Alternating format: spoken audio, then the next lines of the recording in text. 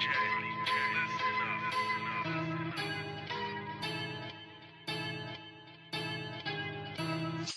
am the one, the way your son don't need a gun to get respect up on the street. Under the sun, the bastard son will pop the clock to feed himself and family.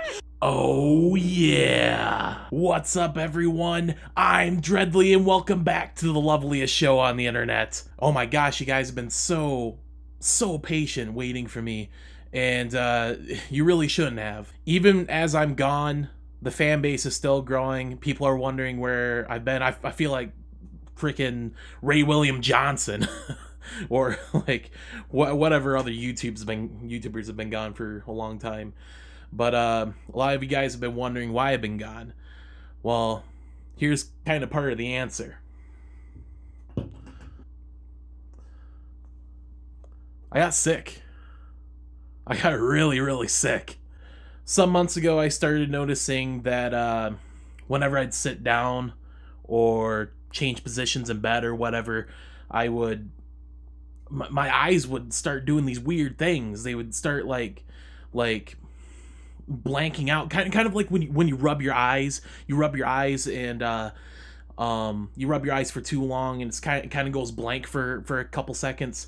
Yeah, that started happening to my eyes, and I didn't really worry about it so much because I'm a big guy, and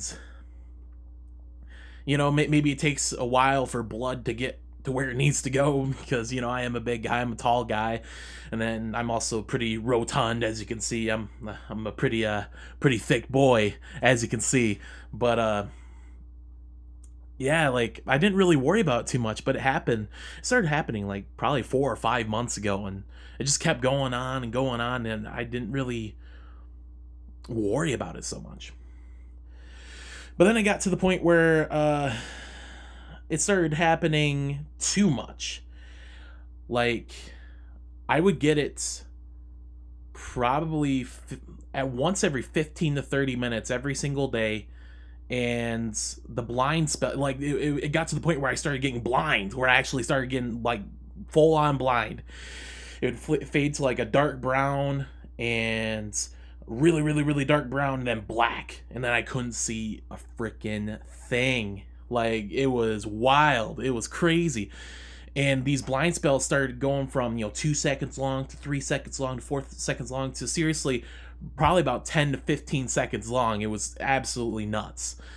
And some of you may be wondering why I didn't go to the doctor this time. Well, I'm kind of a hippie.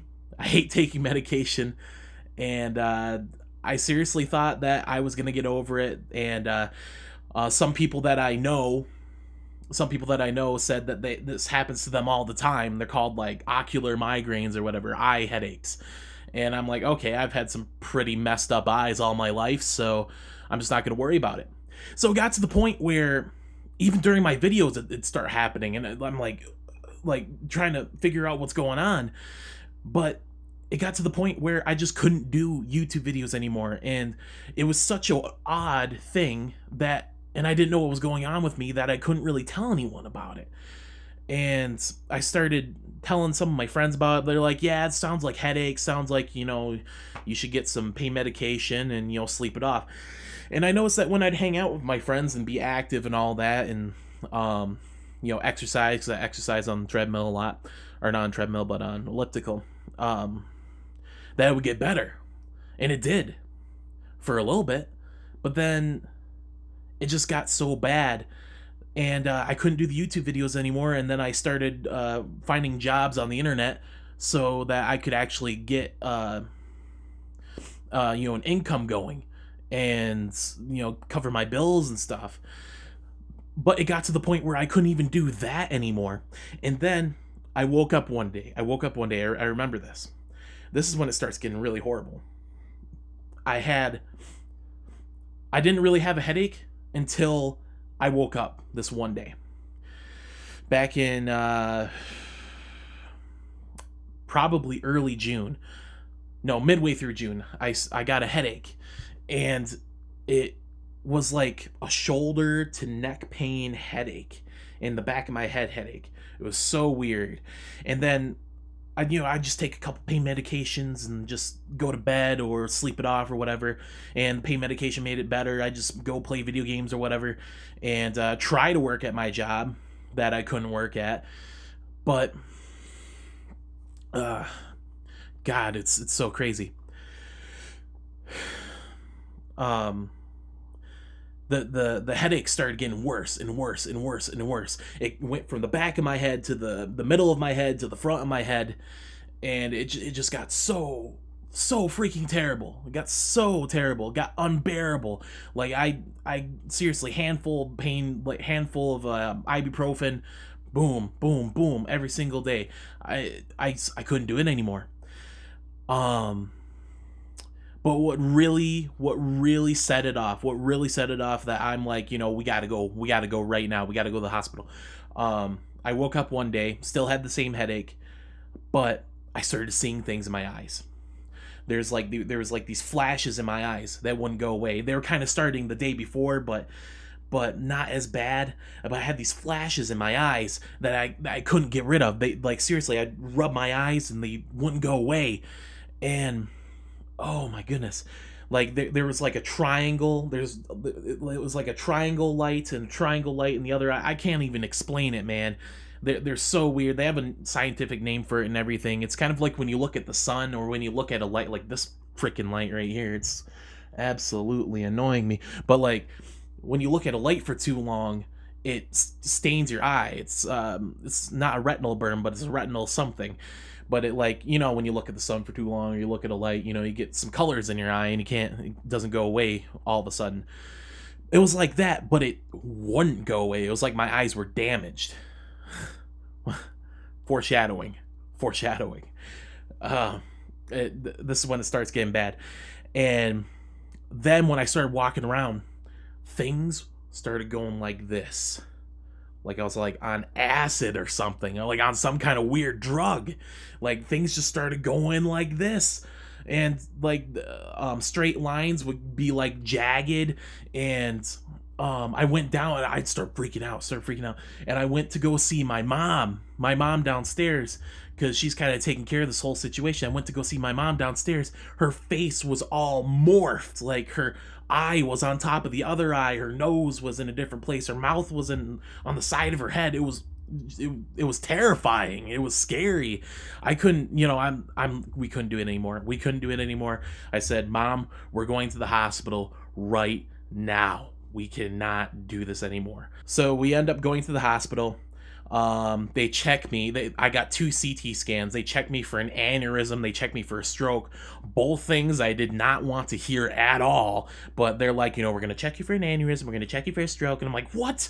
I'm 22. I'm not supposed to get these things. I'm not supposed to worry about these things. But like, they seriously checked me for those things. Thank God I was good for those. I wasn't bleeding in the brain. I wasn't having some kind of weird malfunction. But, they couldn't find anything. They gave me an IV and everything. They gave me an IV bag and put pain medication in my blood, but they couldn't find anything in me. They're like, okay, you should go see your neurologist. Well, the next neurologist was November, the next opening for a neurologist. I live in a small town. We only have one neurologist. And the next opening was November. I'm like, no, I'm going to be blind by then. I'm already having blind spells. I'm getting these spots in my eyes. How long is it going to take before I'm done? I just can't see at all. So I figured the problem's with my eyes. So we go see an eye doctor. And eye doctor immediately looks at my eyes, and he's like, come back to my office. I got to tell you something.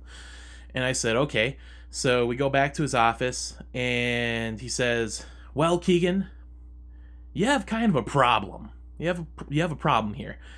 And I'm like, yeah. And he said, you're bleeding inside your eyes. What? It's bleeding inside my eyes. He said that he can't diagnose me, but he can tell me that one of the symptoms of what's going on with my headaches and my eyes. He says that I have this thing called papilledema. And papilledema is when there's pressure inside your head somewhere. Something is causing this pressure, or there's a pressure inside your eye and it's putting pressure on your optic nerve, the nerve that sends information to your eyes, or to your brain, so it tells you what you're seeing in front of you. Yeah, it was causing pressure, and some weird terms like hypoxia and like not enough oxygen going to my eye, and my the blood was trying to get in my eye but it can't, so it was hemorrhaging inside my eye, and all this weird stuff, all this crazy stuff was happening to me. And I'm like, what happened? He said, I'm not good enough to diagnose you right now, so I'm going to refer you to another doctor, and he's going to see you today because this is kind of a big deal. So he says you need urgent care right now. So we go over to his office. The next eye doctor, he's an ophthalmologist. So, ophthalmologist. He's a super eye doctor. It means he can actually do surgery on your eyes. So he's a little bit more qualified with eye disorders and stuff like that. So we went to him, and he actually flew on his private plane or whatever, or on a plane, I don't know what kind of helicopter or something. He flew down from another city he was doctoring in. Like, seriously, this was a medical emergency. Like, he came down, he came bursting in through the doors, and he got on his gloves, and he's like, okay, Keegan, we're looking at them eyes right now. And he's like, he goes on this big old machine, places it up against my chin, and then looks in my eyes, and he's like, man, if you were older, seriously, if you're 15, 20 years older, you'd be dead.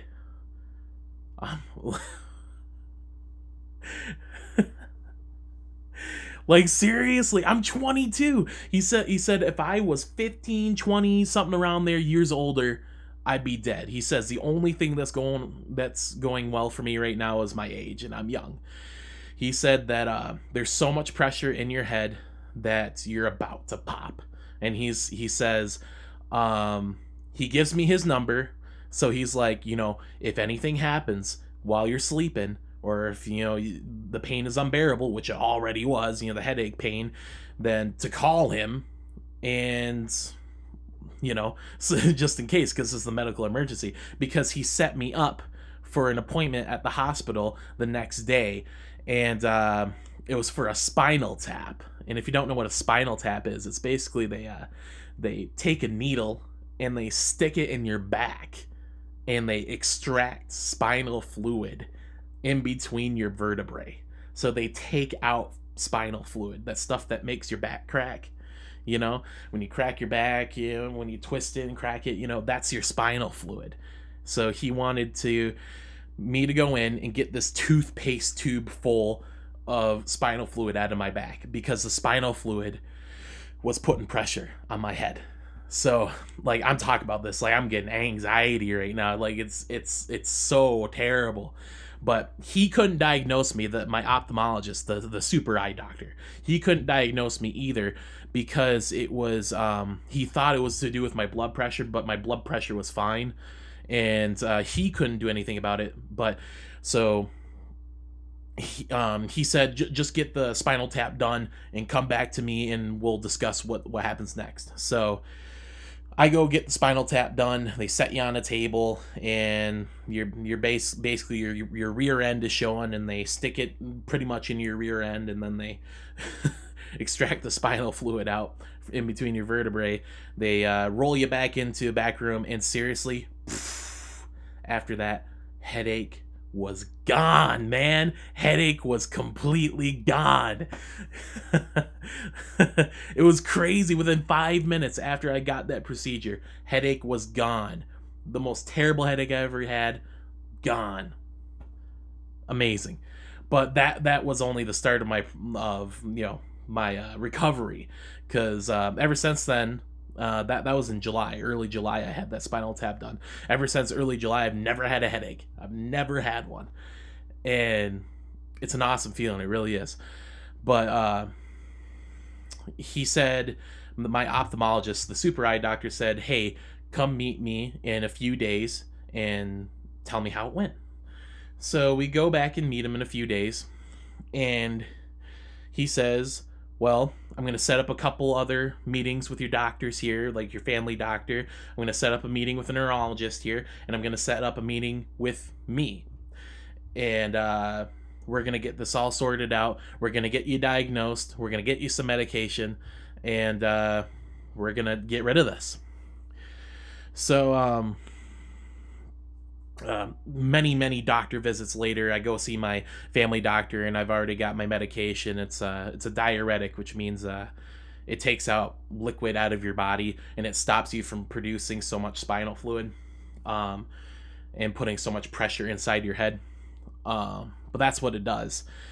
But I'm on that, and I went to see the neurologist, and he says, well, he said, well, I'm not qualified in this field because it's both a neurology issue and it's an eye issue. So I am going to refer you to a clinic in the University of Michigan. And it's called a neuro-ophthalmologist clinic. So so basically these guys are super eye doctors on steroids. They're neuro-ophthalmologists. So seriously, within the next week, we're going down to the neuro-ophthalmology clinic in the University of Michigan, and we go down there, and basically everything was answered. Voice cracked. Everything was answered at the University of Michigan. We went there, and we had a huge consultation. They wanted to know every single little detail, very meticulous, they're very very meticulous people. And once they were positive, they figured everything out. I go back to see the main doctor, and he says, I know what's wrong with you, and I'm diagnosing you with idiopathic intracranial hypertension. It's also called pseudotumor cerebri. And what pseudotumor is, once you hear pseudotumor, once I heard that, I'm like, whoa, this is crazy. Pseudotumor just sounds like a terrible thing. Sounds like there's like cancer inside my head or something. No, it's pseudotumor cerebri is when you have symptoms like there is a tumor inside your head, but there isn't. So basically what's happening is I have so much fluid inside my head from my spinal fluid and from other sources inside my head that's causing so much pressure that it wants to escape. It's like steam. It's like steam in a steam engine that wants to escape, but there's no way for it to escape. So what's the weakest point for it to escape from? Your eyes. So all the pressure was put on my eyes, and it was squeezing my eyes and causing my optic nerves to basically inflate and become swollen. So I had swollen, I still do have swollen optic nerves. I'm still healing. My left eye is pretty good right now. Ever since I had that spinal tap, I'd say my left eye is about 95% of what it normally should be. It's 95%. But my right eye is really messed up right now. My right eye is we did a field test over at University of Michigan, and I'm about 55-60% recovered in my right eye. And my doctor said he's not sure how this is really scary to me, but he said he's not sure how much my eyes will heal, and we'll only tell with time how much my eyes will actually heal. He says he's 100% positive that I do have permanent damage in my eyes that I will never be able to get back in my whole life. So, and he says that pseudotumor cerebri is a chronic condition. It means if I don't take medication, then I will surely be hospitalized. It's a chronic condition. and it's permanent. It means that I will have it for the rest of my life, but um, they're not sure if I'll feel the symptoms of it for the rest of my life. But it's kind of like something that you'll have. It's kind of like it's kind of like I hate to draw a comparison, but it's kind of like diabetes. Yeah, it's kind of like diabetes. When somebody gets diabetes, they have diabetes for the rest of their lives, but sometimes people can reverse it. But they'll still always have diabetes, but they won't feel the effects of it. You know what I'm saying? Yeah, that's basically what pseudotumor cerebri is. Doctor said, he asked me a rhetorical question. Why did this happen to you, Keegan? Well, we don't really know.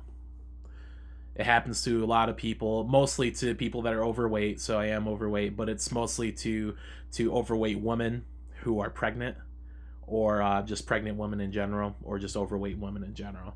But he says, why did it happen to you? We don't know. It just happens to people.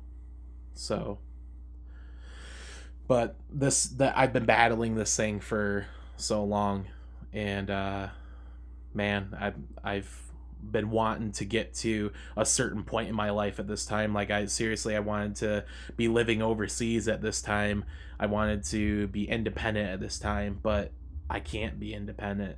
I'm still healing, and I've got tons of hospital bills. But you don't need to hear about that. But yeah, it's a hard knock life, man. It's a hard knock life, man. But I felt like you guys should understand what happened to me. In no way am I using that as an excuse to not be doing YouTube videos, because YouTube videos is like, I want that to be my life. I want that to be my life. I'd do anything for it to be my life. And I'm gonna try. I just don't know. I just can't make promises right now. And that's what I'm saying. But I made this video out of love for you guys. I still have a small fan base and everything, which is great. And because I feel like I can get intimate with some of you. I can get really intimate with some of you guys. But yeah, thank you for the support. Really, thank you for everything. We'll see. We'll see what Dreadly has in store. We'll see. But yeah, thank you for listening.